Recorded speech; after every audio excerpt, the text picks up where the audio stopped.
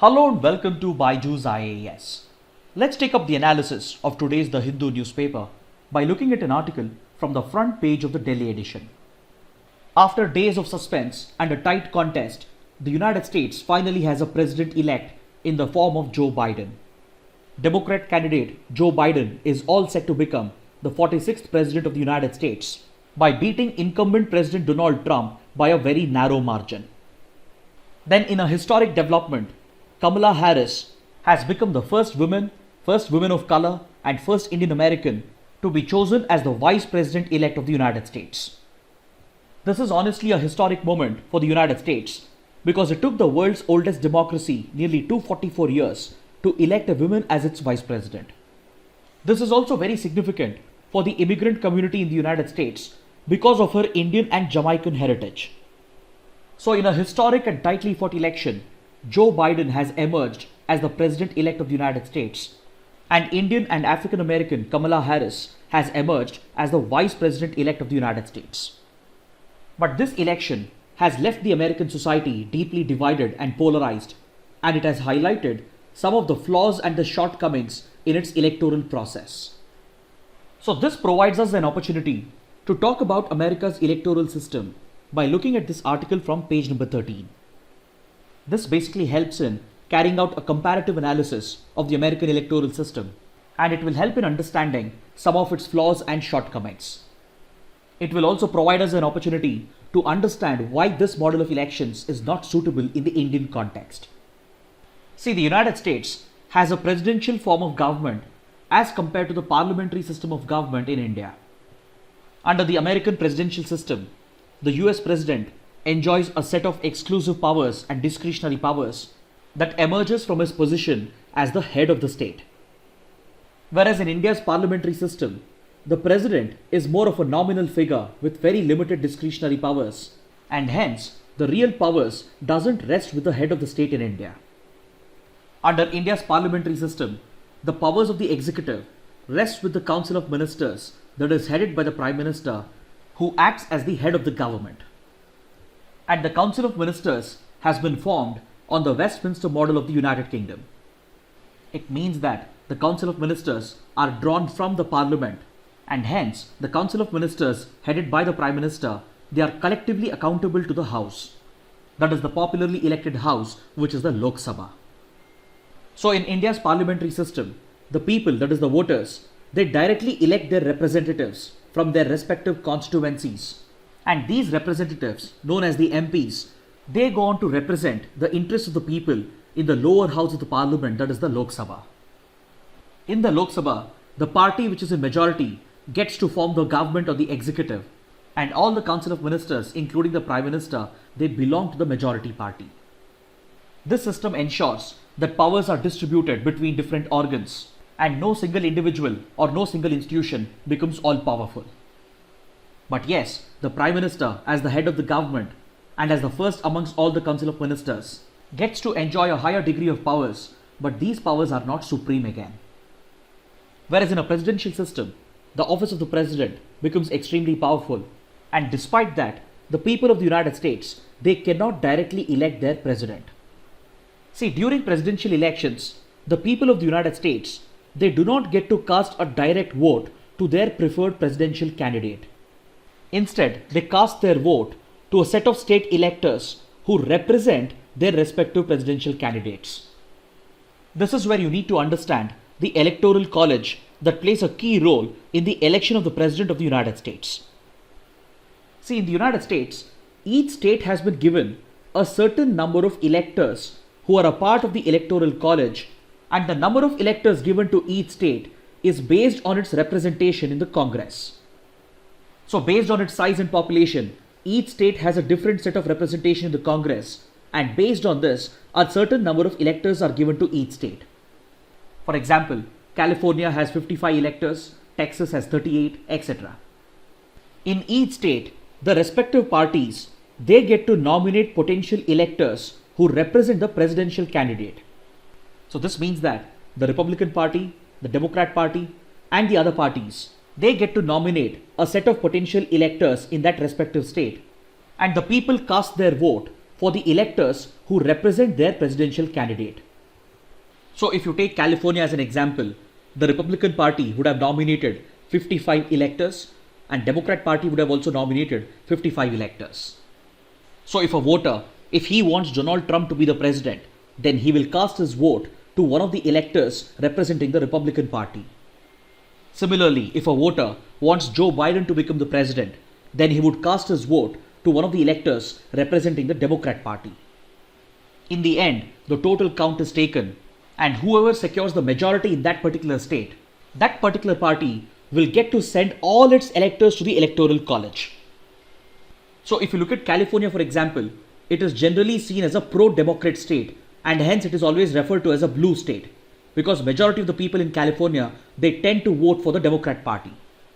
So if majority of the votes goes in favor of the Democrat Party, that is the Democrat electors representing the Democrat presidential candidate, then all the 55 electors of the Democrat Party would be sent to the electoral college. On the other hand, if you look at Texas, which is generally seen as a red state, that is pro-Republican, if majority of the population vote in favor of Republican electors representing Donald Trump, then all 38 electors from the Republican Party shall be sent to the electoral college. So in total, there are 538 electors who are a part of the electoral college, and for a candidate to be elected as the president of the United States, he or she requires 270 votes for majority. These electors who get elected in each state, they get to cast a vote in the electoral college to finally elect the president of the United States. In this year's presidential election, the electoral college is set to meet on the 14th of December, and on this day, the electors who are part of the electoral college, they will cast their vote in order to elect the president. Now you might ask, how is this different from the Indian electoral system? See, in India, the voters are directly casting a vote to their respective representatives, and those who win in their respective constituencies, they get to become MPs in the Lok Sabha. And in the Lok Sabha, the party which has majority gets to form the government, and the MPs have no direct role in determining as to who will become the Prime Minister. Because automatically, the leader of the majority party gets to lead the party and as well as to form the government. Whereas in the United States, the electors, they have the independence to differ from the popular vote. See, based on current counting, we can say that the popular vote has clearly gone in favor of Joe Biden. Reportedly, Joe Biden has gained around 74 million votes as compared to 70 million votes got by Donald Trump. So clearly, a majority of the voters have preferred Joe Biden, and the number of states that have voted in his favor have helped him gain the required number of electors to get the electoral vote as well. As things stand as of now, Biden shouldn't find it difficult to gain the 270 votes he needs in the electoral college to become the president of the United States. But however, there lies an anomaly over here, because there is a possibility that a difference might emerge between the popular vote and the electoral vote. There is a possibility that these electors sent from each state might resort to cross voting, and that would defeat the very purpose of the popular vote. See, right now this possibility may be highly unlikely because Joe Biden has gained a clear majority over Trump. But there have been cases in the past wherein the candidates had not got a clear majority or a clear lead in the popular vote, and in such cases, few electors representing the electoral college, they have chosen to vote the other way by directly going against the popular vote which had elected them in the first place. So this highlights a critical flaw in the American electoral system, and the system of electing the US president through the electoral college highlights the lack of direct representation for the American voters. There have been exceptions in the past where electors of the electoral college have surprised everyone by picking another candidate than the one they were pledged to choose.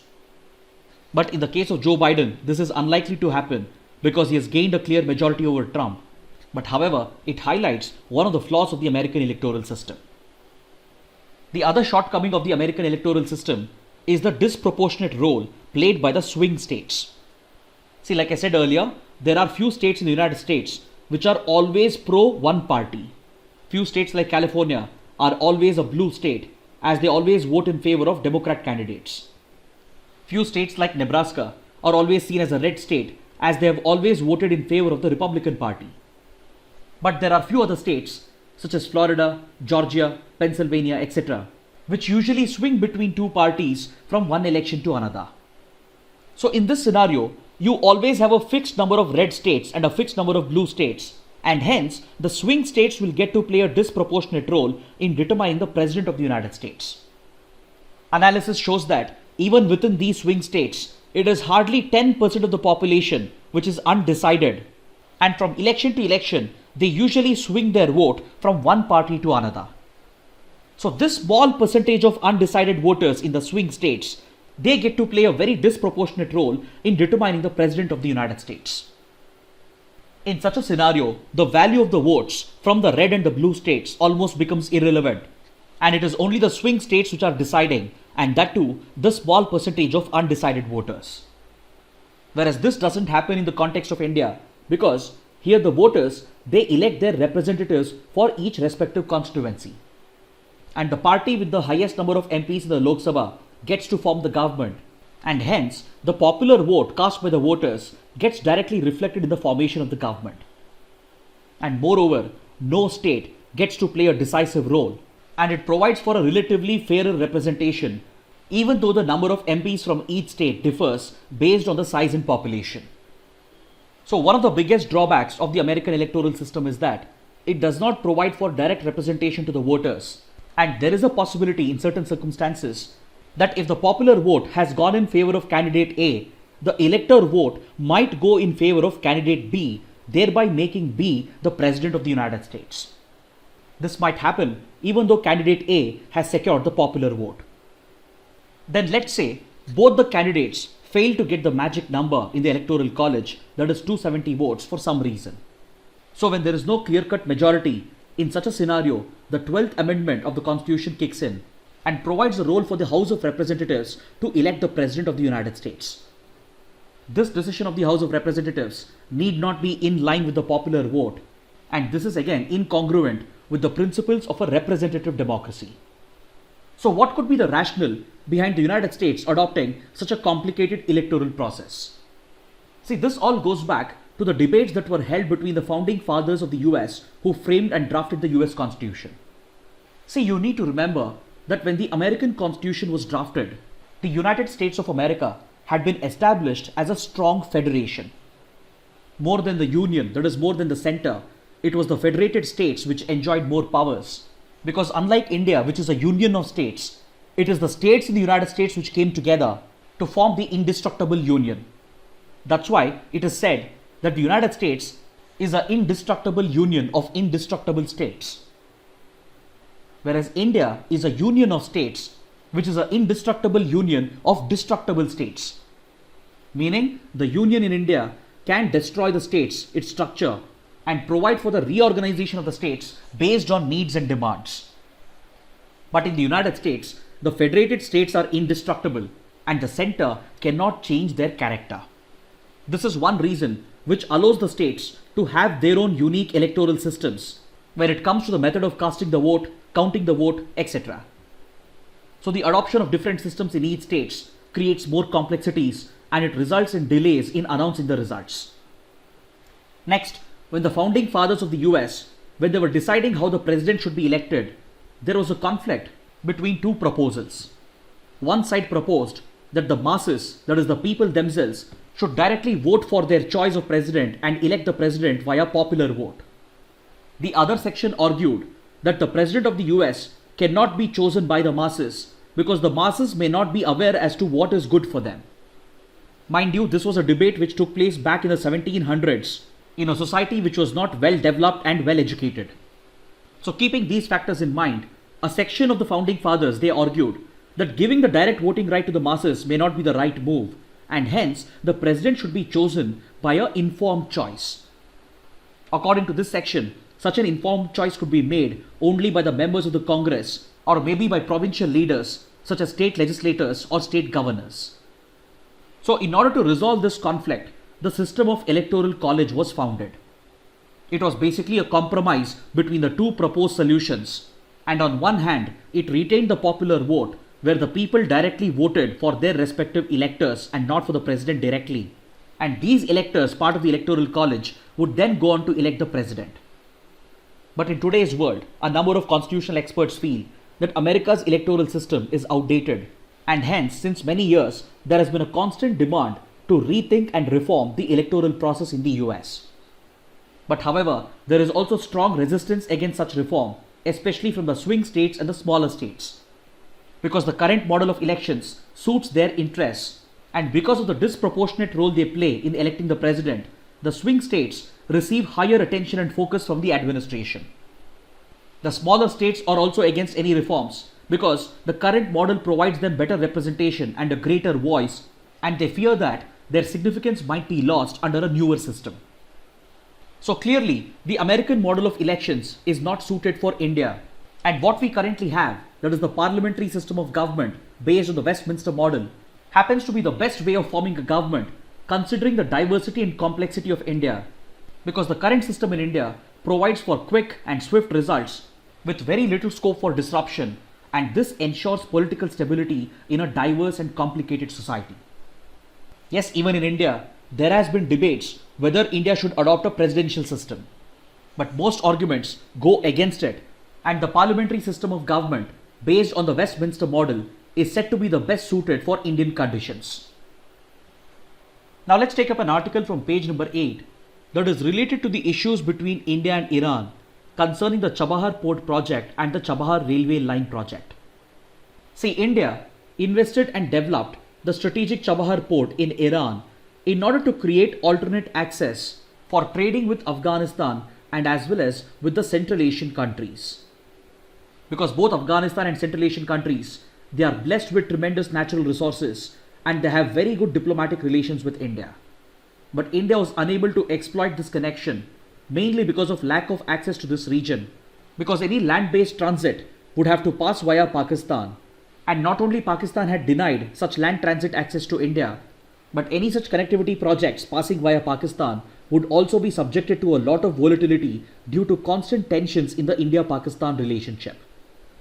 So in order to bypass Pakistan and reach out to Afghanistan and Central Asian countries, India came up with an alternative strategy, which was to develop the Chabahar port in Iran that is located strategically near the Strait of Hormuz.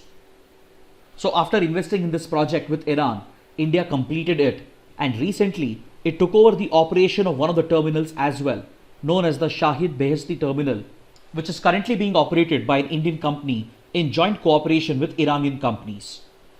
But to take forward India's ambition of connecting with Afghanistan and Central Asian countries via the Chabahar port, there was a need for developing a railway line that would connect the Chabahar port with Zahedan, the border town of Iran that faces Afghanistan. This connectivity link would have been crucial because from Zahedan it's easier to connect with Zaranj, which is a border town in Afghanistan that faces Iran. And over here, a road that connects Zaranj and Delaram has already been built by India. So to complete this trade corridor, building the Chabahar-Zahedan railway project was very crucial, as it would help connect the Chabahar port with Zahedan and further with the Zaranj-Delaram highway in Afghanistan. And from here, using the existing roads and railway network, it would have been easier to connect with Central Asian countries such as Turkmenistan. But after having completed the Chabahar port project and after having gained control over the operation of one of the terminals, India's involvement in the Chabahar railway line ran into trouble. This railway link connecting Chabahar port and Zahedan was supposed to be executed by IRCON, which is an Indian PSU that is a part of the Indian Railways. This Indian company had even conducted a feasibility study of the project, but in a sudden move just a few months ago, Iran decided to drop India out of this project, and it stated that Iranian companies would be executing the Chabahar railway project without India's involvement. This break in India-Iran relations over the Chabahar railway line occurred because of the failure to resolve contentious issues during negotiations. The Iranian government said that it was dropping India out of the project because India was holding back on its involvement, leading to substantial delays in the execution of the project. And hence, the Iranian government decided to hand over the project from the Indian company to Iranian domestic companies, and they have already begun the construction of the Chabahar railway line project. India in turn said that IRCON had already conducted the feasibility study, and it was waiting for approval from Iran, and it was waiting for the Iranian side to appoint a nodal authority to execute the project. Apparently, due to these differences between the Indian and the Iranian side, the Iranian government decided to drop India out of the project and handed over the project to Iranian domestic companies. However, strategic experts believe that it was India which was holding back on its involvement in the Chabahar railway line project because of its concerns regarding the connections between the Iranian companies and the IRGC, which has been placed under American sanctions by the Donald Trump administration. As you all know, under President Donald Trump, tensions between US and Iran have skyrocketed, especially after Trump decided to quit the Iran nuclear deal, or also known as the Joint Comprehensive Plan of Action.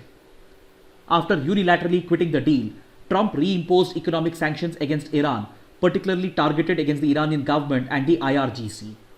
Key Iranian companies, especially in the oil sector and in other strategic sectors working with Iranian government agencies, were also brought under these sanctions. And it could be because of the possible impact of these sanctions that India might have held back on its further involvement in this project. In fact, this was not the only impact of American sanctions on the India-Iran relationship. As a result of the sanctions, the Trump administration put a lot of pressure on the Modi government to zero out oil imports from Iran, even though Iran was one of the major oil suppliers to India. But India did manage to get an exemption, especially for the Chabahar port project, and it had been excluded from the impact of the American sanctions. But however, it was not certain whether this exemption would apply for the Chabahar railway line project as well, and this might be one of the reasons why India might have held back on this project. So in response, Iran had dropped the Indian company from the project and it had handed over the project to Iranian companies. But in an interesting development, Iran has again approached India for its help in completing the execution of the Chabahar port railway project. Even though India is not being invited back into the railway project, Iran has requested India's assistance in procuring essential equipment that are needed to complete the railway line, such as cranes, tracks, switching equipment, signaling equipment, locomotives, etc. Because currently, Iran is finding it very difficult to procure these essential equipments as a result of the American sanctions. Then Iran has also requested India to activate the $150 million line of credit that India had promised to Iran when the Iranian President Hassan Rouhani had visited India in 2018. So this might provide an opportunity to repair the damage in the India-Iran relationship, and the timely change in government in the United States under President-elect Joe Biden might provide India the much needed break in order to repair its relations with Iran. Because it is expected that under President Biden, the sanctions might be revoked, leading to slight improvement in the US-Iran relationship, and this might provide an opportunity for India and Iran to repair their ties as well and to restore strong economic and strategic relations. In fact, this is not the only impact of American sanctions on India-Iran relations. As a result of American sanctions and American pressure on the Indian government to cut ties with Iran, Indian oil company ONGC Videsh Limited has lost access to the Farzad B oil field because OVL was not able to complete the project and exploit the oil resources that were handed over to the Indian company because of American sanctions. So recently, Iran had also decided to take away the Farzad B oil field project as well away from India, and it has handed over the project to domestic Iranian companies. This deterioration in the India-Iran relationship has also created an opportunity for China to step in, and India is closely watching these developments. Recently, it has been proposed that China and Iran are entering into a long-term strategic cooperation agreement that could last for 25 years with a massive investment of $400 billion by Chinese government and Chinese companies into Iran's infrastructure sector. So considering this, Iran's new request for India's help in procuring essential equipment for the railway project and for activating the promised line of credit, along with the change of government in the United States, presents a hope and an opportunity for repairing the India-Iran relations. Now let's take up an article from page number 12, which deals with glacial lake outburst flood, which is a type of a disaster. See, the National Disaster Management Authority of India classifies GLOF or glacial lake outburst floods as a natural disaster. This disaster occurs when there is an avalanche or a landslide or even the collapse of a part of the glacier, all of which could lead to the sudden drop of heavy material into the glacial lake, thereby causing a subsequent displacement in the water levels in the glacial lake, leading to a massive spillover from the glacial lake that could end up causing massive flooding in nearby villages and nearby inhabited areas. Another natural event through which the GLOF disaster could be caused is via a cloud burst. When there is a cloud burst near a glacial lake, it will bring huge volumes of water into the glacial lake, resulting in its sudden spillover, thereby causing a flooding of the nearby villages and the inhabited areas. In fact, the massive floods that Uttarakhand witnessed in 2013 was the result of one such disaster. Cloudburst in Uttarakhand triggered glacial lake outburst events, thereby causing massive floods in Uttarakhand. Then in August 2014, one such glacial lake outburst flood event was witnessed in Ladakh, wherein a glacial lake known as Gya had caused massive flooding in the downstream areas. Earlier it was presumed that this disaster event was triggered by a natural spillover as a result of an avalanche or a landslide. But now a latest study has shown that this spillover of water occurred because of tunneling drainage process that was caused by the accelerated thawing of the ice cores at the base of the glacial lake as a result of rising temperatures in the Himalayan region. So this study clearly establishes that this natural disaster could also be aggravated by man-made factors as well. Man-made factors such as climate change and global warming and unplanned usage of land near the glacial lake could further contribute to the disaster, thereby aggravating the impact of the natural disaster via man-made factors. See, to understand this further, just imagine that a glacial lake is the equivalent of a bucket that is filled to the brim with water. In such a bucket, you can simulate the natural factors such as avalanches, landslides, glacier collapse, and even cloudburst events by dropping a heavy stone into the bucket. This causes a sudden displacement of water leading to spillover, which floods the nearby area. But there is also another way through which such a spillover can occur. This could occur at the bottom of the bucket if there is a gap or a hole in the base of the bucket. This is exactly what happens in glacial lakes as a result of climate change and the thawing of the ice cores. Because see, at the bottom of the glacial lake, you have massive ice cores which would have sealed off the glacial lake by acting as a dam. But rising temperatures is causing a melting of these ice cores at the bottom, thereby creating a gap through which a sudden leakage of water can occur through the subsurface tunnels, and this tunneling drainage process could also result in a glacial lake outburst flood. So in the light of these findings, it is very essential for the NDMA, the Indian government and the Himalayan states to prepare adequately for this disaster. Because studies have clearly established that the Indian Himalayas is highly vulnerable to these events, and such GOLF disasters could occur in the arid cold desert of Ladakh or even in the ice-covered peaks of Uttarakhand or Sikkim. So from a disaster management perspective, the best way to mitigate the impact of GLOF disasters is to adequately prepare for the disaster and implement a series of risk reduction measures. This would involve further studies to understand glacial lake dynamics and constantly monitor the development and evolution of glacial lakes by using technology, and this will help in carrying out effective risk assessment and developing early warning systems. We should also focus on sound land use planning techniques.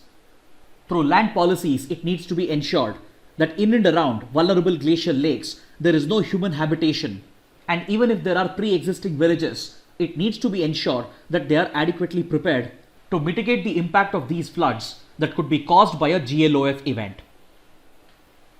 Now let's take up a set of practice questions. If ISRO is launching a medium-sized satellite weighing around 1 ton to be placed in a sun-synchronous orbit, or a small-sized satellite into geostationary transfer orbit, then which would be its preferred launch vehicle? The correct answer is option A, the PSLV series. This question has been asked because according to this article on page number 1, ISRO has successfully launched Earth Observation Satellite EOS-01 using the PSLV launch vehicle.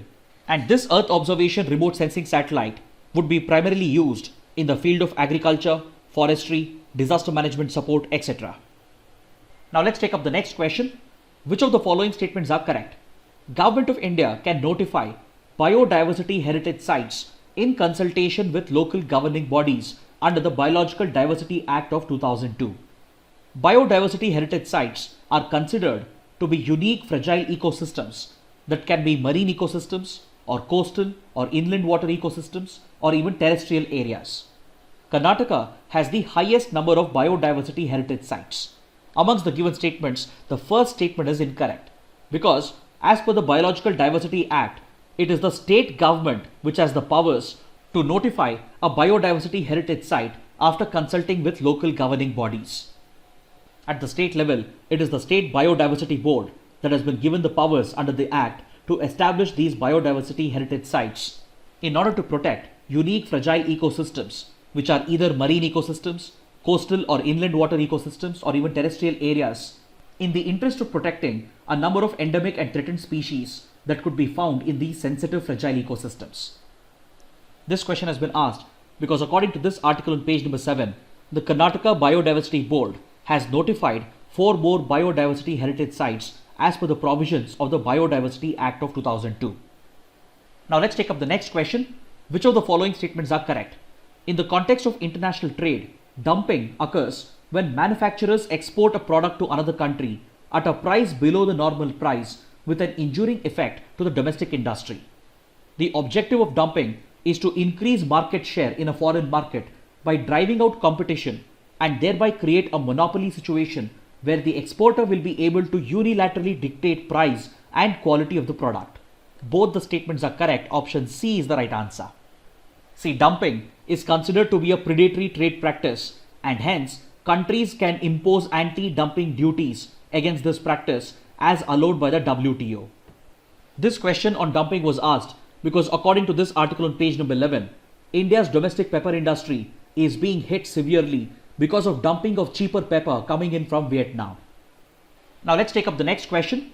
What challenges are to be foreseen in the distribution and administration of a possible COVID-19 vaccine? Determining the priority groups for whom vaccine would be administered and in what order. Arranging complex logistics, especially cold chain storage infrastructure, as RNA-based vaccines require to be stored at -70 to -80 degrees Celsius. Determining the prices, government subsidies, and the extent of involvement from the private sector, or all the above. The correct answer is option D, all the above. This question has been asked because we have a related article on page number 12 that explains the challenges involved in rolling out the distribution and administration of a possible COVID-19 vaccine. Now let's take up a practice question from the 2018 prelims paper. With reference to the Parliament of India, which of the following parliamentary committees scrutinizes and reports to the House whether the powers to make regulations, rules, sub-rules, bylaws, etc. conferred by the Constitution or delegated by the Parliament are being properly exercised by the executive within the scope of such delegation? The correct answer is option B, the Committee on Subordinate Legislation. Finally, let's take up a couple of mains practice questions. The first question, the recent presidential elections in the United States exposed some of the shortcomings of its electoral process. In this context, carry out a comparative evaluation with the Indian electoral system and evaluate its unviability for Indian polity. The second question, bring out the disaster management dimensions of a glacial lake outburst flood event. Kindly write an answer to these questions and post your answers in the comment section below. So this concludes our discussion for the day. Thanks for watching.